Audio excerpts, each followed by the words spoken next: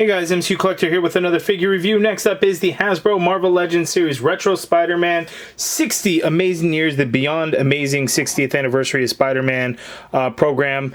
I mean, they threw the sticker on there, and I guess this is technically the 10th item of the Beyond Amazing program, even though it's kind of weird. Usually we get, you know, that same box style and then 10 different items. Every now and then 11th or 12th. This one, I guess, would technically be the 10th in a retro card. Throws it off a little bit. But anyway, Walmart exclusive. They just shipped out some pre-orders, or it went in stock and then people ordered the in stock. This is actually an in stock order. It was not my original pre-order because Walmart kind of sucks ordering it online. I ordered two, and I always order and mark it as a gift so they ship out in a box. Everyone is posting pictures of bent cards and complaining about it. Walmart always does it. That was nothing new. That should have been the expectation. When you order from Walmart, if you want to receive it as close to mint as possible, please make sure mark it as a gift. And then they will ship it out in a box. Now, it's not necessarily even a guarantee, but it's going to be better chances to get something that's going to be in good shape. So just a heads up on that. But anyway, Spider-Man retro card looking awesome. We get a new lizard. We had the previous Build-A-Figure, which I will do a comparison with. But here we have this much more classic looking lizard, and it's pretty damn awesome, and I am excited for it. It says lashing tail action over here. We get that artwork. Over there we get some beaker and different kind of beaker. I don't know if the round one is the same as the triangular. We got the tail, extra pair of hands, and an extra head. Kind of crazy. 30 bucks for this figure, and we get a lot of stuff with it. That is pretty cool. Here's the back of the package, and it says, desperate to be whole again, geneticist Kurt Connors injects himself with a regenerative serum derived from reptile DNA, only to find himself transformed into the monstrous lizard. Without further ado, let's get it off the card. Okay, and before I get ripped to shreds in the comments, this is a conical flask, and this is a Florence flask, not beaker. Beaker is the one, it's like a measuring cup. Looks like a measuring cup. So these are two different flasks, and these are pretty cool. They, you know, how they put the color in there, they have a separate little color plastic piece that's inserted in there. So I think like the Beast, or the retro Beast with the lab coat is going to have like a different color, and that's how they do it. But these things look pretty cool, so... we have those there. Looking at the interchangeable hands, and these look awesome. So out of the package, you have two kind of open hands. So here, his left hand is like wide open. Then here we have kind of like a clawed open hand, relaxed. And then the extra hands is for right, we get a fist, and then for the left, we get the C-grip hand, which I guess would hold the flasks quite nicely, as you could see there.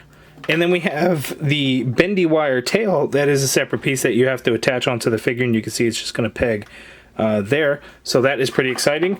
And then here we have the figure, and let's take a better look at him now. Okay, so well, actually, before we take a better look, I want to attach the tail and show you guys how that works. So here's how the lab coat is. It allows for the space for the tail, so you just have that peg on his ass right there. So we get the tail, and then you just port it on like so, and that's it.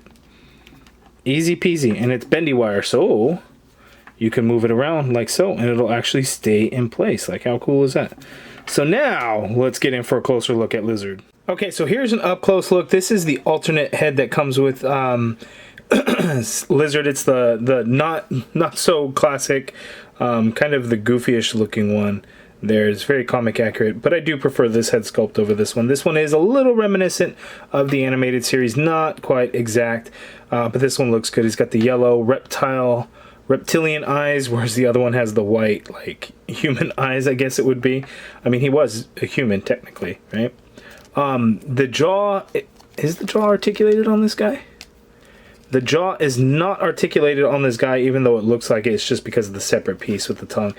But it looks really cool. I like we get this wash over the green of the scales to really bring out the details of it. That looks awesome. You see that in the arms, the hands, the legs, and the feet, except on mine, the right leg doesn't seem to have gotten any of that wash. The left leg, you know, you could see it. You could see it in between the scales and stuff. But the right leg didn't get any of it, so that kind of sucks. It's a good thing that this is the one that I opened and the other one that I kept to hang on the wall. He's got some big ass feet there.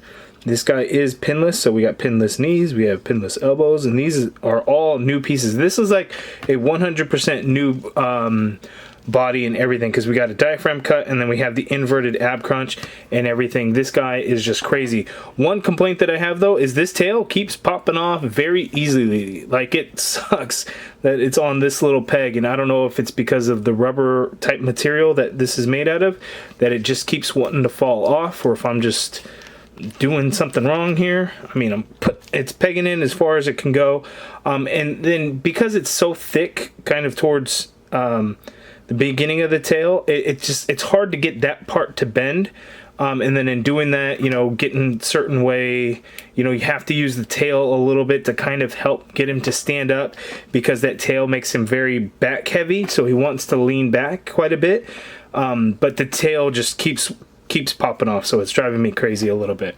But let's go ahead and pop this head off, and let's get the classic head sculpt on. And that actually looks pretty good. You know what, this one's kind of growing on me, but I think it's the eyes that just look a little goofy. We didn't get the digital face print on here, which kind of makes sense because all they were going to do were the eyes. But I really like the yellow reptile eyes instead of kind of these just white with the little black pupils. I just don't like it as much. It's good, but again, I just don't really like it as much. You know, looking at the figure as a whole, you can see the tail there, and it just looks pretty damn awesome. But let's check out his articulation now. Okay, articulation wise, so the neck itself is a separate piece that's actually onto that torso. So that neck itself can hinge, so that's all the way back, and that's the head coming, that neck coming forward a little bit, and you actually get some pivot in that neck by itself, which is cool. The head, you can get Lizard to look up that much. I guess it's not really a whole lot. You can get him to look down quite a bit, which is pretty good. Let's see, it's gonna pop that off. It is on the disc hinge there, so let's pop this head off, see if we can kind of see some difference. Yeah, going up all the way there, you have to kind of work that hinge a little bit and then getting this head to look down, which is great. And then you get some nice pivot going on in that neck and everything. Full rotation too, of course, if you wanted to. And that's actually the neck that was just spinning there. The shoulders, you can get them to go straight on out, which is good. Full rotation in there. Upper bicep swivel. You get a double jointed elbow that is pinless, so you get that much bend at the elbow, which is great. Dr. Kurt Connors always appreciates being able to have a second elbow to articulate. The wrist swivel, and we do have a horizontal hinge, and that's the same hinge that is on all of the hands, the horizontal hinge, and then the diaphragm cut, so we can pivot to Lizard's right a little bit, not a whole lot. We can pivot to his left. I mean, that was his left, this is his right a little bit, not a whole lot. Let's see, going back. It's kind of hard because the tail, so I'm gonna actually get the tail out of the way, because that kind of ends up getting in the way a little bit. The diaphragm cut goes back a little bit, but the jacket's really getting in the way, and then the inverted ab crunch kind of throws it off a little bit. There's no waist swivel, so you're going to get the swivel actually at that diaphragm cut, and that moves around nice and easy. Inverted ab crunch with the diaphragm cut, he can actually bend forward that much, which is fantastic. Going back again is going to be a problem because the lab coat is just going to get in the way, but you can get some motion there. If you really needed to. Legs go out that far apart. He can't kick forward. So far, not the best range of motion there. It goes back ever so slightly.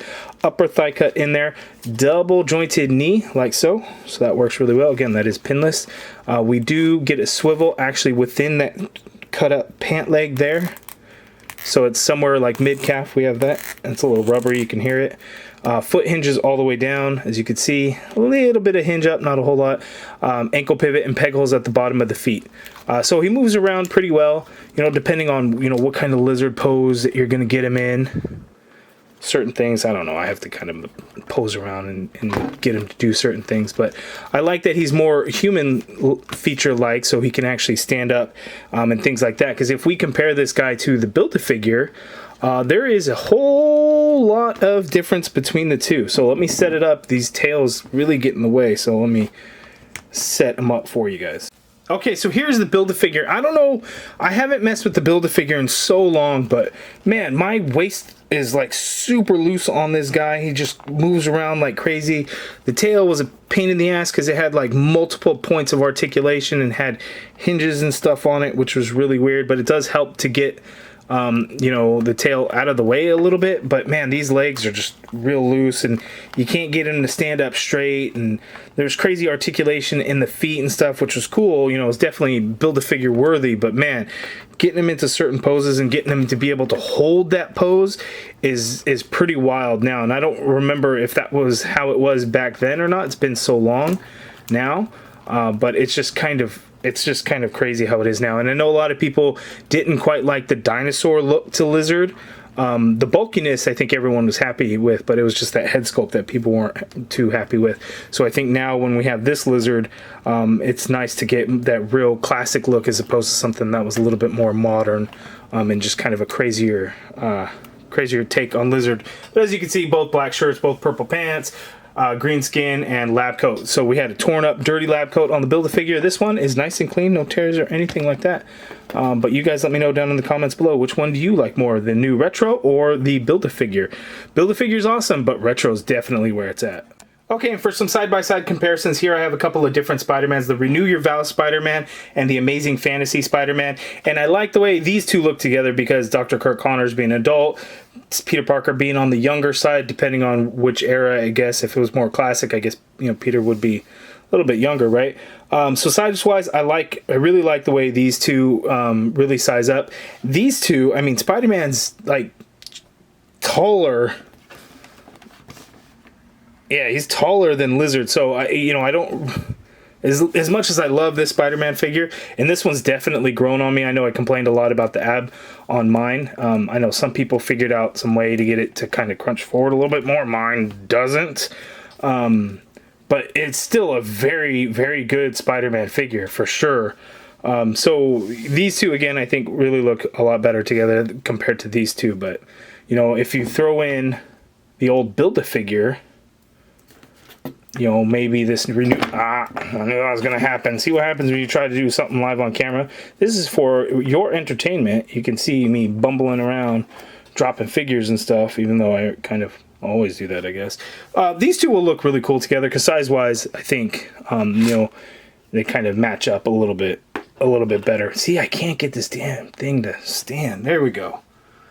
All right, so you guys let me know which combination you like more. Which Spider-Man with which Lizard to go around. Let me know. Comments below. See, I knocked him over.